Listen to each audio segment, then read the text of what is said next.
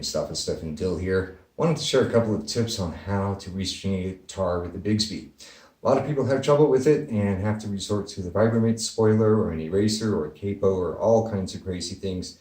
You don't need any of that. All you really need is a good sharpened pencil and a pair of needle nose pliers. Now the sharpened pencil trick is one that's commonly known, where you wrap the ball end of the string around the sharpened pencil to put it around the pin shaft.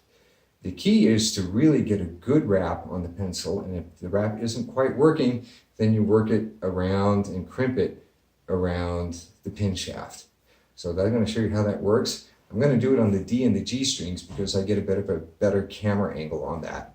So take a look, and I hope this helps. Thanks.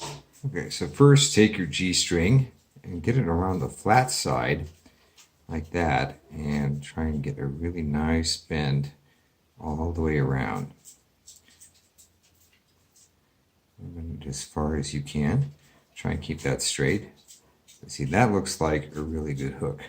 And then rather than trying to straight it all the way through and back around, I come in through the other side, behind the roller.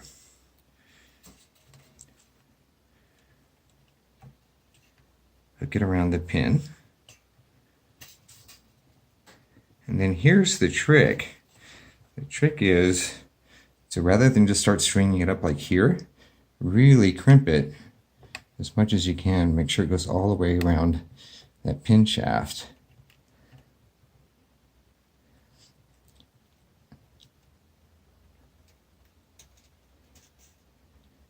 And then restring it. And while you restring it, you might want to keep a little bit of tension here as you wind it up. But that's it. It's going to stay pretty much in place. It's not going to flop around. That's all you need to do. And same thing with the D string. Here you're going to get it there on the flat end as much as you can. Like that. Take it around that end and bend.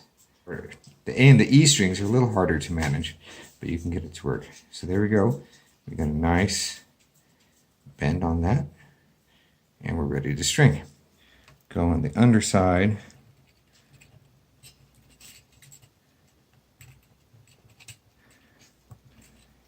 Fit it through there, get it perfectly aligned, and then crimp down as much as you can. You want to be careful not to overbend the string down there so you don't get a warp, but it's not too crucial because it's beyond the traveling length of the string. But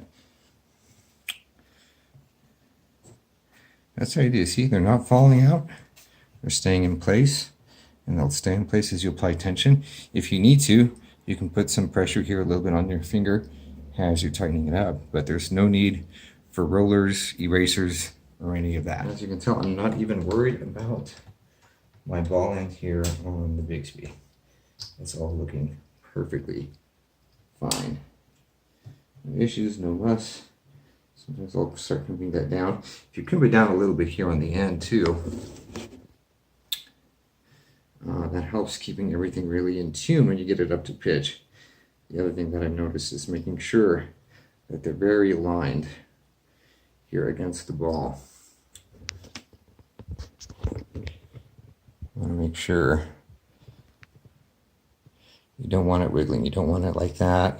You don't want it that. You want it perfectly, pretty parallel. Crimp that down as you bring it up to tension. But as you saw when I was stringing it up, I didn't have to worry about that thing slipping at all because I made sure that the crimp was good from the start. So lather, rinse, repeat, and you're all set.